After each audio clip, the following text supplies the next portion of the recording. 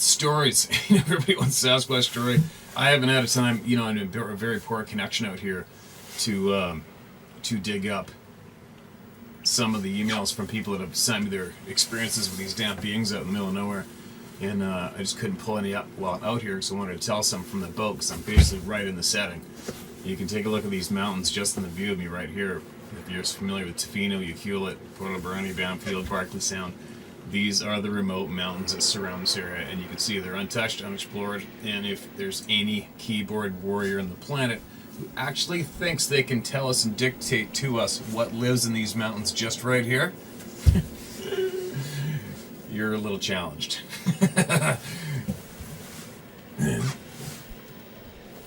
There isn't a human being alive today that can dictate to us what isn't existing on the face of this planet, especially in these mountains right here. I mean, look at this, for God's sakes. Think about it. My God. Could you imagine somebody, anybody, anywhere on the planet trying to dictate to myself or you, anybody, what's living in just these remote mountains right here? Just these ones right here. This teeny tiny little speck on the planet. There isn't one human being that can do it today.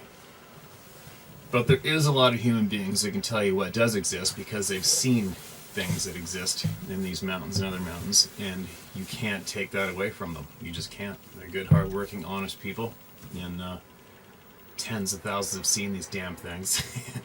That's just all there is to it, and that is evidence. And if your brain tells you that 10,000 plus people are making that up or lying, then your brain is very, very limited and very, very challenged. It's just the way it is.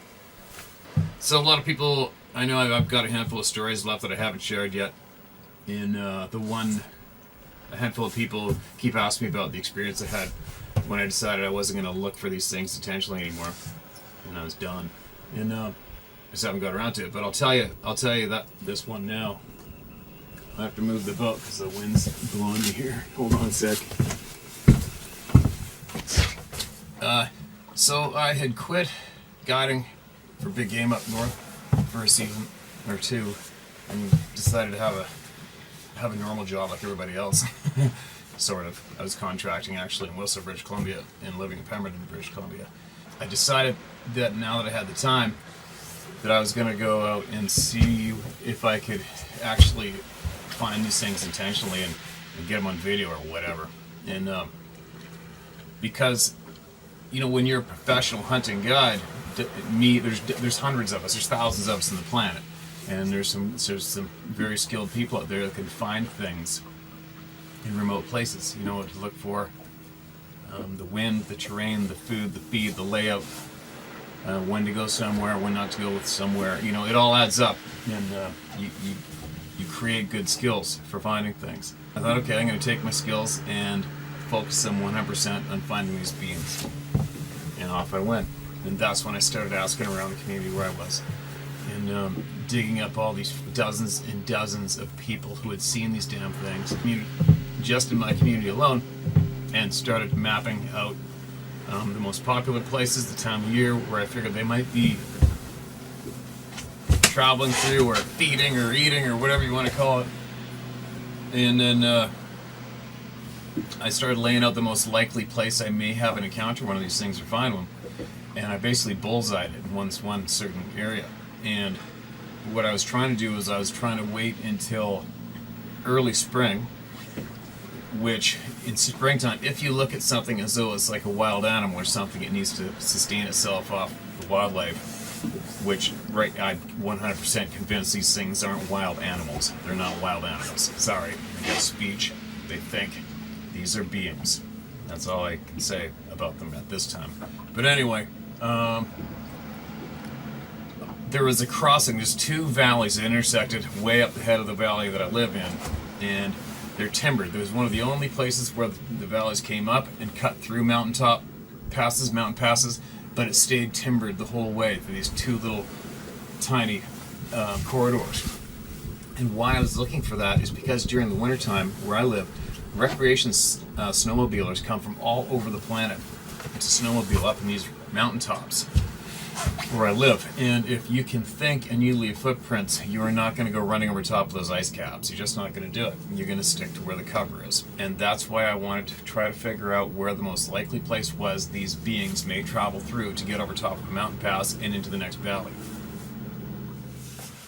So anyway, I started looking, and I wasn't having much luck until everything started to green up a little bit. And the cover was out, the bears were out, the grizzlies were out, the black bears were out, and the bears were rutting. And so now I'm bringing a gun with me when I go. And there's an old meadow, a couple hidden meadows along the river bottom at this particular intersection. And I was starting to slowly slip in there. And I had a video camera and a tripod and my rifle. And I would slip in there and dump the rifle in the grass and hide it and see if, who knows, maybe I could just videotape something or see something or whatever happens.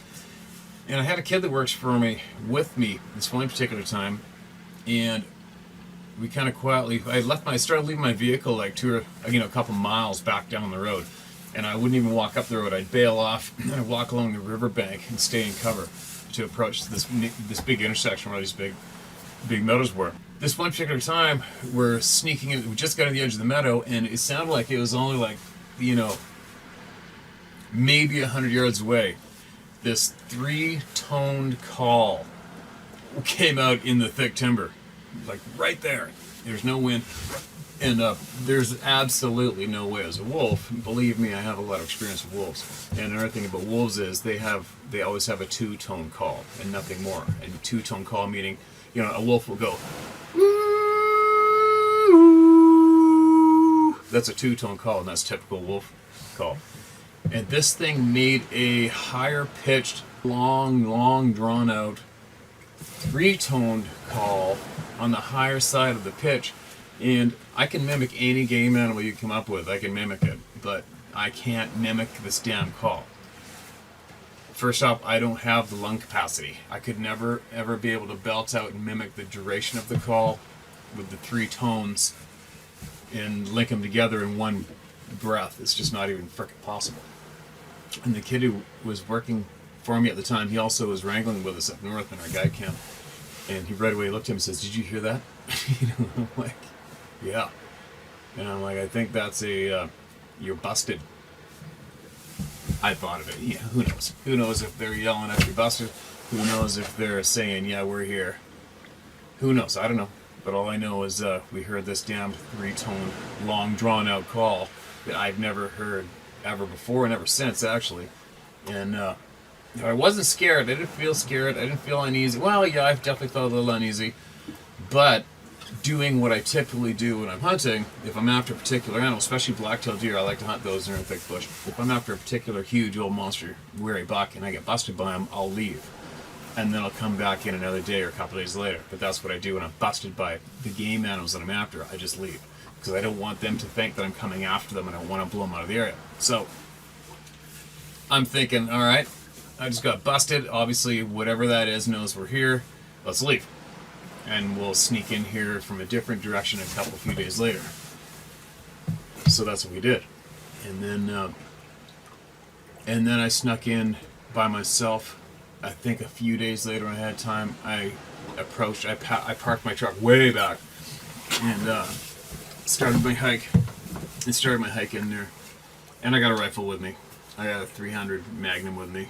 And but there's grizzly tracks all over the place, and it's rutting season for bears. Because I'm not planning on shooting one of these things. Because I'm a firm believer, especially now. I'm 100% firm believer. If you actually whacked one of these things intentionally, if it wasn't self-defense, and you're in the middle of the bush away from your vehicle, you're probably not going to make it back to the truck. I'm 100% firm in believing that one. I wouldn't risk it. I mean, obviously, if I had one of these damn things staring me down broad daylight, the crosshairs would be on his forehead for certain, unless he got across to me 100% certainly I was going to be safe. And I think if anything, something like that decided to get aggressive with me, the trigger would be getting pulled in 1/10 of a second. Obviously. I mean, it wouldn't. You got to save your ass, right? But anyway, moving along, this one particular time, I snuck down into that meadow, and it was like, I waited till, I was trying to time it so I could be hanging out there until dark from the last 45 minutes seeing light or so. It's fairly warm out now. The spring was starting to really kick in. Everything's really greened up. And I had the camera on my video camera on a tripod. Had my 300 Magnum hidden in the grass, out of sight, and I'm just standing there against a bit of cover. I know you can't hide from these things. Don't even try. You just go out there, and then I'm standing there, and all of a sudden I heard a noise in the thick stuff straight ahead of me in the cottonwoods, and something was swinging I don't know. It's hard to call it. It's not a branch. You can't. There isn't a branch big enough to duplicate that sound and call it a branch at the same time. You want to call it a log. I never saw what was being used to slug the side of that cottonwood tree, but it sure as hell wasn't a branch. It was something a lot more bigger and substantial than a branch, as in real big. And when trying to describe it to friends later on, the only way you could duplicate the sound that was coming out of that thick shit right there was if you strapped on a big chunk of wood onto the boom of a backhoe and slammed it into the side of this tree as fast as you could, 4 or 5 times, a few times. And you could hear it swishing through and smashing the shit out of the underbrush before it impacted the bark on that cottonwood. And it was real, real, real loud. And the power was stupid. And it was so intimidating. It was absolutely mind-boggling how intimidating it was. And I got this camera with a tripod right there, and all I'm thinking, you just got this weird adrenaline, gross butterfly times 5,000 with electricity feeling flooding through your guts from head to toe, through your guts, through your insides, and you're just like, you're just absolutely shitting yourself. I've had a lot of experiences, especially if you look back at some of my YouTube hunt stories. I've had a lot of experiences with some crazy hunting experiences with grizzly bears and stuff, and I never had a feeling of terror like this ever before in my life, and ever since. And I didn't even think for 1 second to go for that camera and hit record. Didn't think for 1 second I even had a camera with me. I'm standing frozen. I'm thinking I got to get the hell out of here. That's all I'm thinking. This overwhelming, massive surge of I have got to get the hell out of here. From every square millimeter of my body was telling me to get the hell out of here now. And it was such a bizarre experience. It was just such a weird, crazy thing to hear and experience. It's just very, very, very weird. Especially when you spend the majority of your life in remote places all around North America. Up north, Alaska and Kodiak Island, northern British Columbia, the Yukon, and you think you've seen and heard it all, but that particular incident for me was pretty frickin'. It was just it was incredible. And I just grabbed my tripod, my gun, and went the opposite direction, and booked it out of there. Went straight to my truck, and that was it for me. I'm like, okay, I'm good. I don't need to do this anymore. That didn't feel good at all. And I don't know. I look back at it and I look at that experience as whatever did that was basically telling me to F-O and go F myself and to piss off. And you couldn't have got it across to be more clear than that. So that was probably my 6th or 7th time approaching that specific area with 100% intentions of finding these things, and that's what I come up with. So it's not that exciting. I didn't get chased by 1 or 2 or 3 stood up and looked at me or something like that, or a lot of these other crazy experiences people sharing have those somewhat have stories somewhat like that. But it was enough for me to just have confirmation once again, even though I've seen these things twice, and I'll share my other sighting with you later. But I'm about 10 feet off these rocks in front of me right now, in case you're wondering why I'm looking everywhere. And that was it. So that was it for me. That's it. I'm good. I'm done. Okay, you're here. I'm here. And then once again, like I've told everybody for the past handful of years now, and I'm good. It's like I know they're out there. They know I'm here. Well, let's just leave each other alone and not ruin it for each other, you know, because this is obviously my life, is being out in remote places in the middle of nowhere, and I really don't want that ruined. And I've met a lot of people who have had it ruined, and I don't envy them, and it would really suck. I mean, what am I going to do? What am I going to do if I can't go in the outdoors, really? I'd become one bitter person pretty quick. So, there you go. It's simple. It's not that exciting. Of a story, I don't think, compared to other stories that you could hear from other people, you know, being chased and shit and rocks and sticks thrown at them and stuff.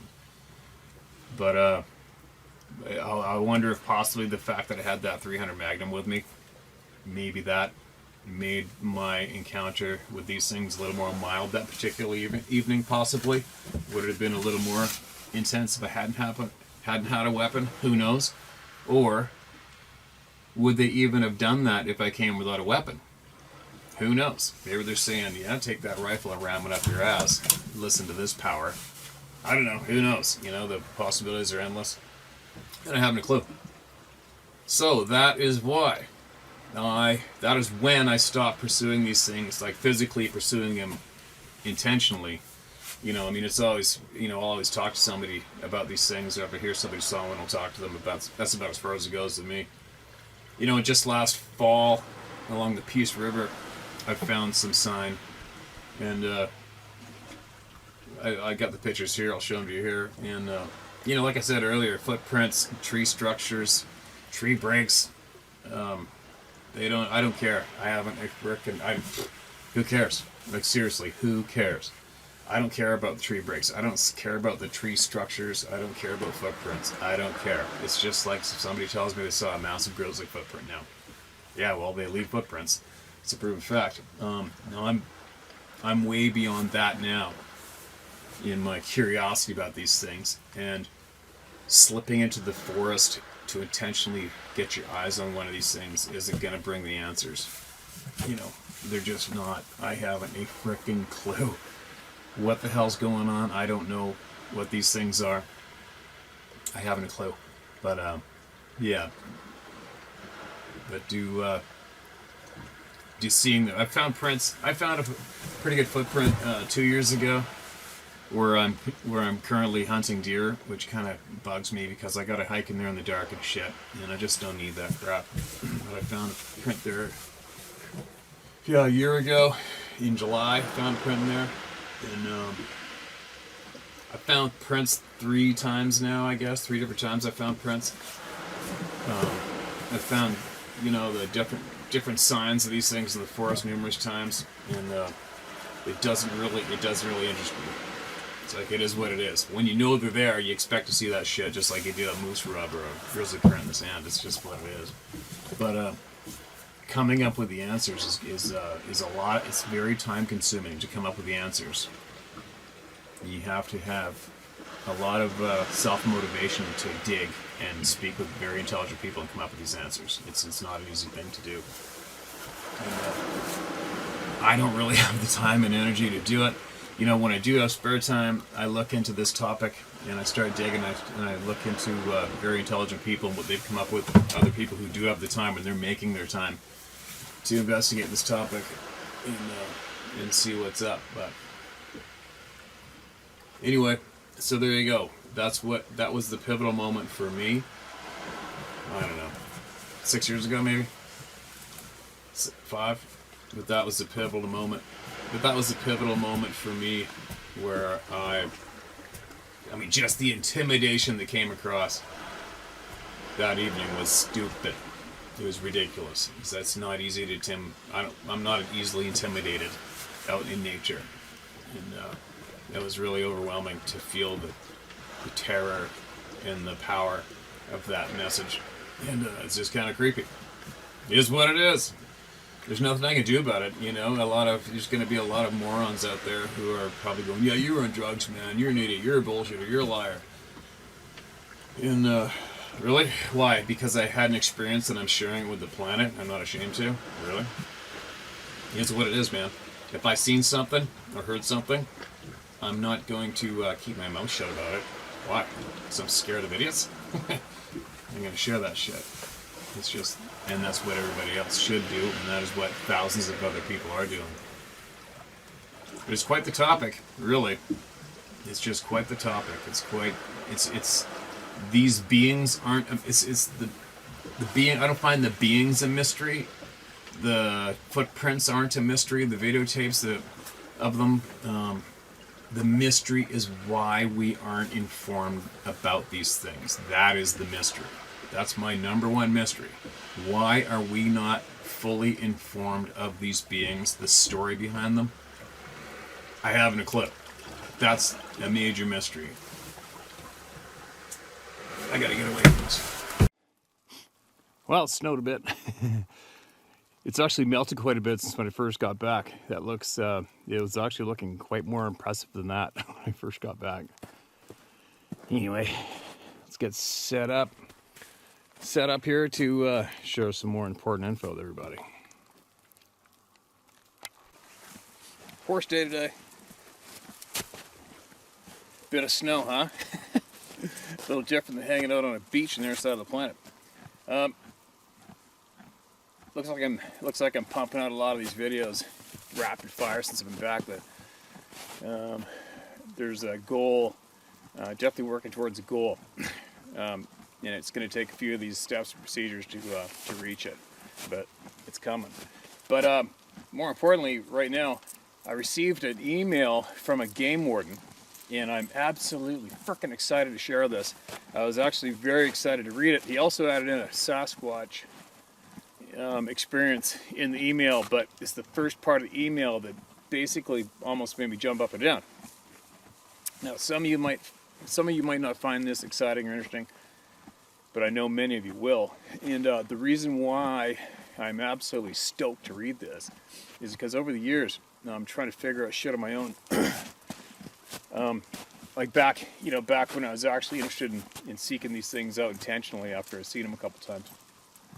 I was really, and as well, being a professional hunter, you're trying to figure it out. You're trying to figure out the secrets. You're trying to figure out the traits, the hows, the whys, and how to manage to beat them at their own game in a way, and put yourself in the right place at the right time.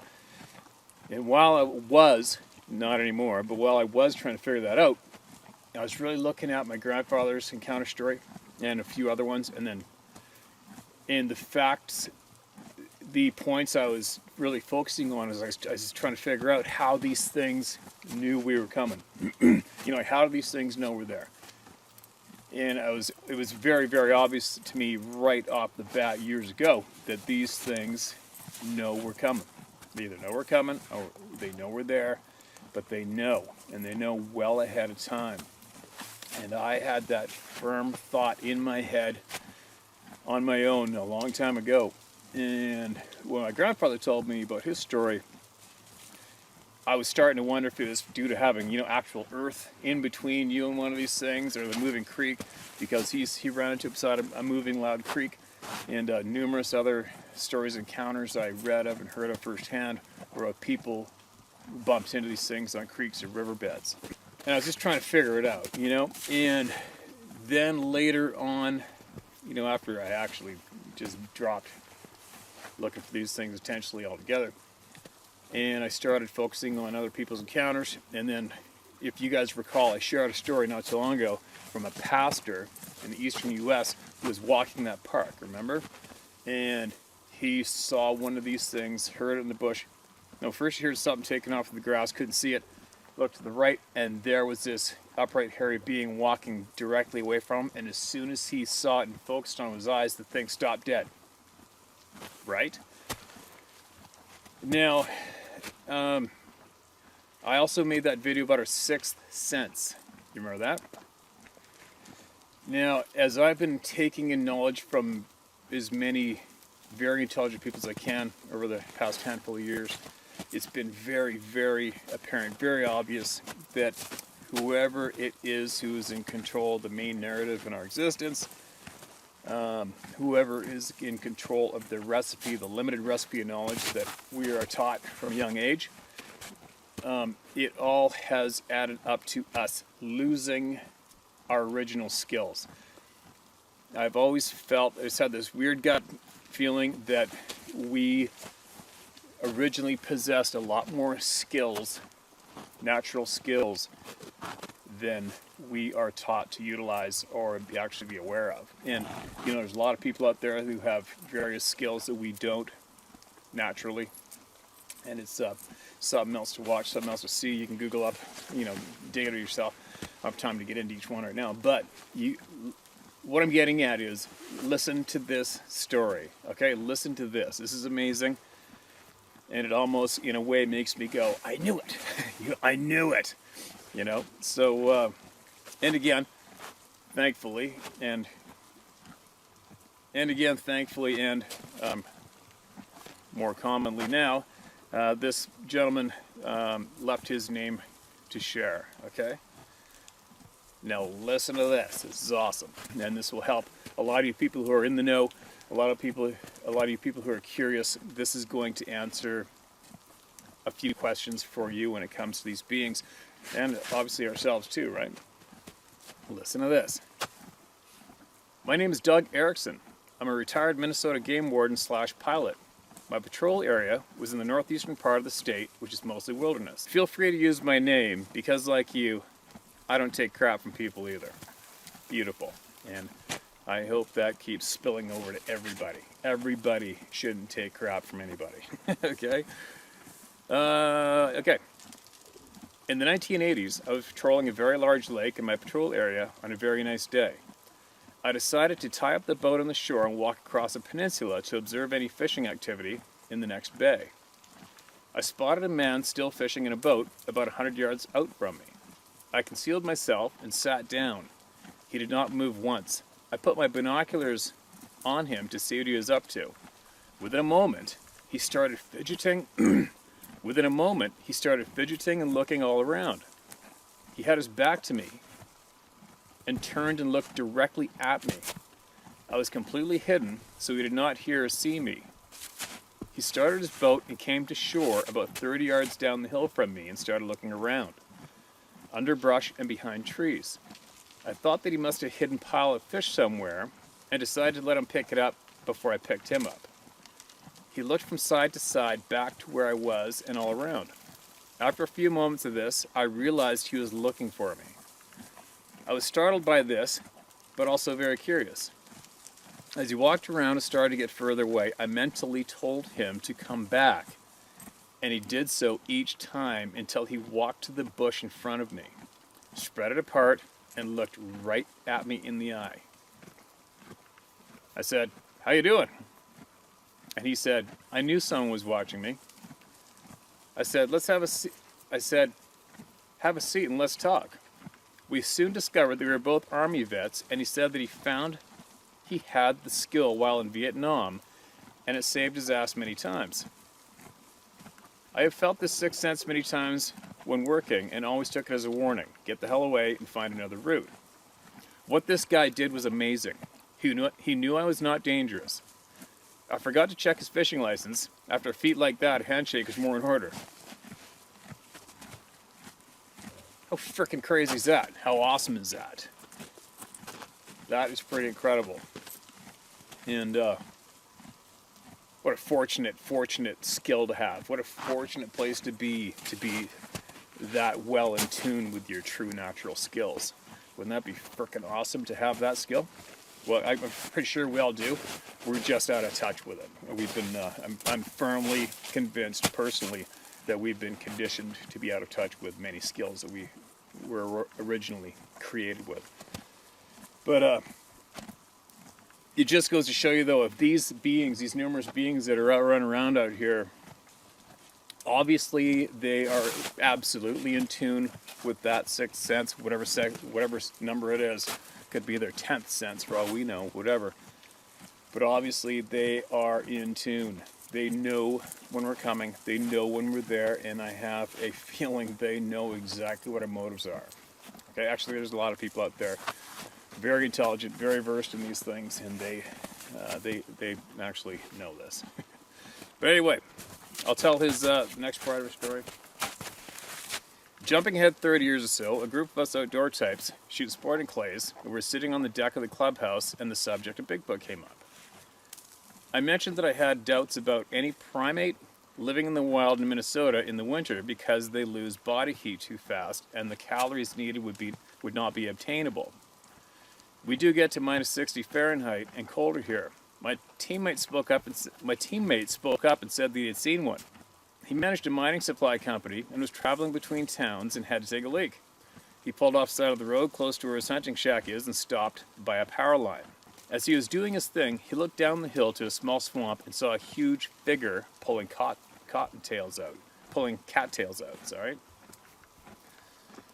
After a moment, the figure stopped, turned around and looked at him. Right? Again and again. How's that for a common detail? It then ran to a poplar tree, hid behind it, and looked at him from side to side. Not realizing that his shoulders were 4 times the width of the tree, nobody in the group said a word. 3 of us were retired law enforcement, some were loggers or miners, and log cabin builders. All outdoorsmen. I broke the silence and asked where he was exactly when this happened. He said right near Eveleth, Minnesota, close to me in one of our coldest towns. I've never seen or found sign of Bigfoot during my working hours, and if I had, I would have kept my mouth shut until retirement. My friend said that it spooked him, and he told no one except his wife and hunting shack partner. I believe my friend. There you go. How frickin' cool is that? I know, there's going to be a lot of you that don't think too much of that, but for me, because that sixth sense, that detail, that skill I've had a huge, huge curiosity of that for a long time, for many years. So for me to read that story, that email last night, it was pretty cool. It was pretty cool for me. And hopefully shed some light on a lot of you and helps you put a few of these puzzle pieces together so you can help understand some of the things that are going on out here that we are left alone to figure out for ourselves. But anyway, God, they make that hay sound delicious. But anyway,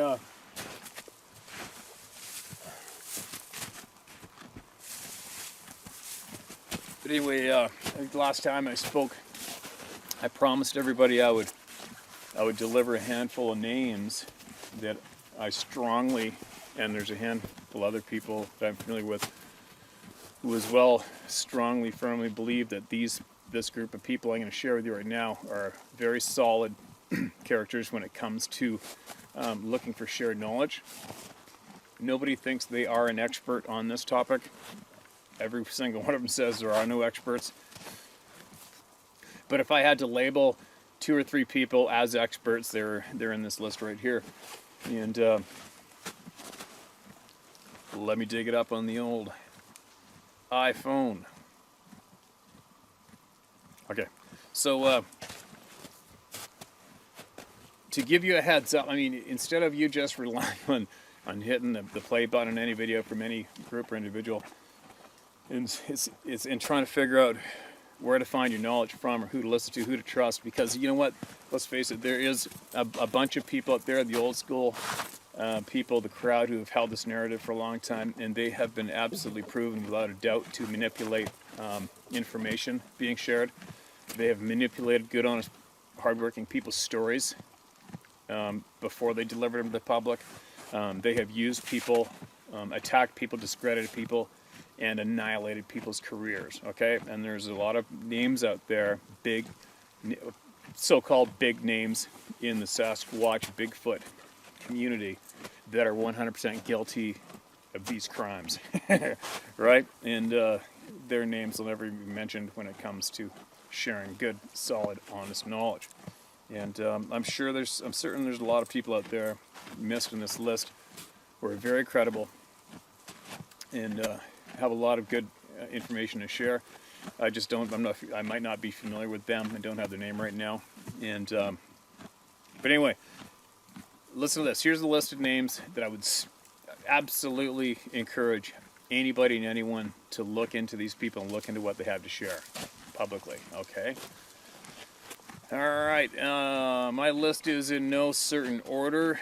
So one of the names comes up for certain is David Pilates. Very, very intelligent man, cares about people, authored a handful of books, absolutely investigated this topic and more. He has a pile of information to share with the public. He has, and in the past currently is, and he's working on future projects. And if I could suggest any of you listen to anyone who look into the knowledge that somebody's dug up to share, it's definitely Dave. All right, Scott Carpenter, another superb, awesome human being, very honest, has put in absolute shit piles of time of life into looking into these things and more things. And he has come up with a pile of honest information to share with all of you as well. Rich Germeau, retired law enforcement officer.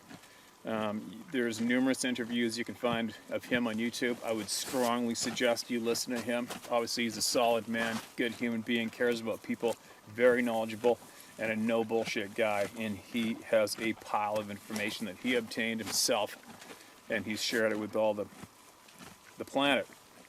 M.K. Davis in Texas. He's done some fantastic work with the Patterson Gimlin film and much, much more. Very skilled guy with what he does online with his technology, his programs, his editing programs. Very intelligent guy. Randy Brisson in British Columbia, First Nations BC resident. Randy's acquired photographs of these things. I think he's got video. I'm going to go down and meet up with Randy pretty quick. We're going to set up the camera and have a good bullshit to share with all you guys soon. Who was a Les Stroud, dove into the woods with him and had some pretty crazy encounters with these things. If you can, look into Randy Brisson. Bruce Maccabi is a physicist, explains how portals work, and are presently being studied by NASA and other governments. Okay, and take note. A portal opened above the Skinwalker Ranch. Google that one up. And in front of witnesses of Bigfoot, a Sasquatch crawled out in front of people, in front of witnesses. Okay, scientists, the whole gamut of people were there and saw this shit go down. It's what it is. Ron Moorhead. He acquired the sound recordings numerous times from these things, called the Sierra Sounds. I was actually just recently watching an interview of Ron and some items he shared to the world. This guy's been around, man. He has traveled the planet and looked directly into a number of different items himself and has acquired a shit pile of facts, photographs, and knowledge to share with all the people out there, and he has. And if you got the time, if you got the curiosity and the drive, go and check out the names that I just passed on to you, and see what they have to offer up to share with you. Because just out of that group of people right there, there's enough knowledge shared to give all a very clear picture of what's going on out here.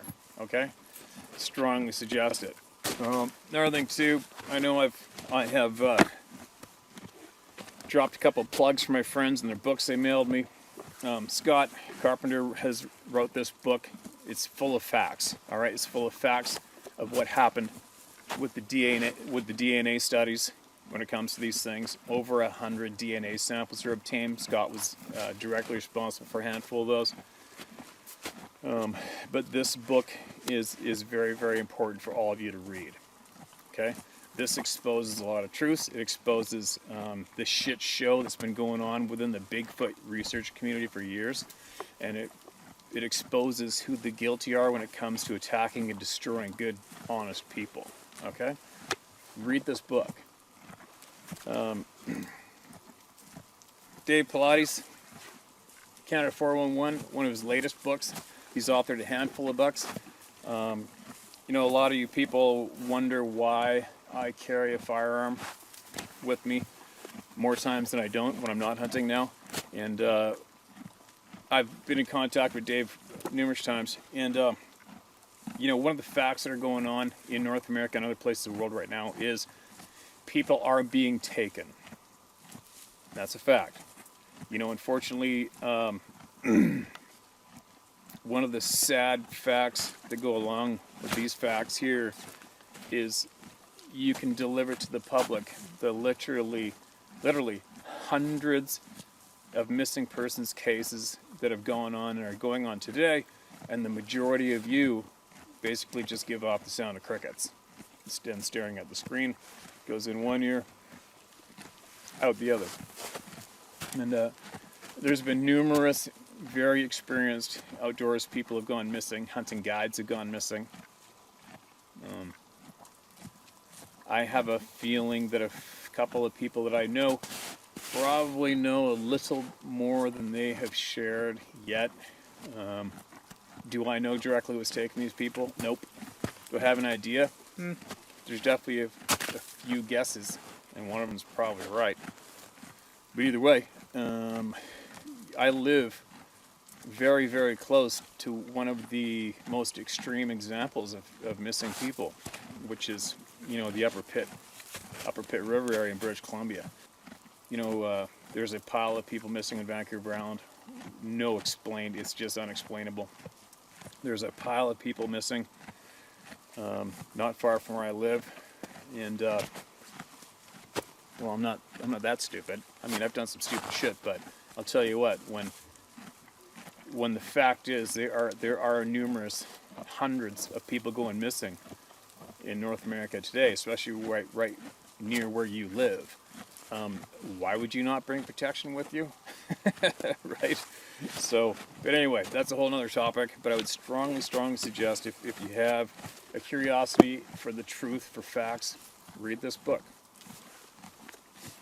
Read this book as well, and read the other books from both of these guys, and look into the list of names that I mentioned and see what they have to offer up for you. Okay? Because it all put together paints a fairly clear picture to some amazing things that are going on our planet today that the people who are handling us, excuse me, don't want us to know. All right? And that's about it for now. There's no shortage of stories coming out.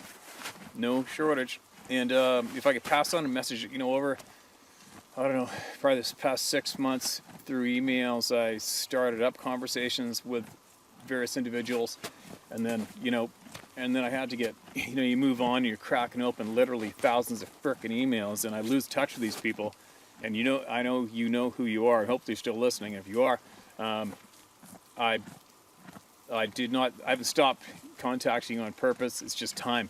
And it's not hard to lose you in the mix as I go, but I definitely want to come back and maintain contact with various people, especially the lady from the States and her husband who are having multiple bad experiences on the property. And you sent me a bunch of the pictures and some trail camera pictures of those things on your property that are very alarming. And I haven't forgot about you, and hopefully we're going to come out and actually see you with a couple friends this year shortly. There's another lady out there who emailed me about her work with horses and healing horses and actually communicating on a bit of a level with them. And I lost your email. I've been totally in the back of my head. I got to email that woman back, especially when it comes to this guy right beside me. He needs a little bit of attention. And I did get your email. Sorry I haven't replied. And yeah. There's a lot of you out there that I have emailed back, and I just haven't had the time to maintain that contact. But I'll get back to it, and I'll responding. So there you go. Another story, something to think about, and more pieces for you to help put your puzzle together. And if your name didn't make this list today, I'm either not aware of you, or you suck.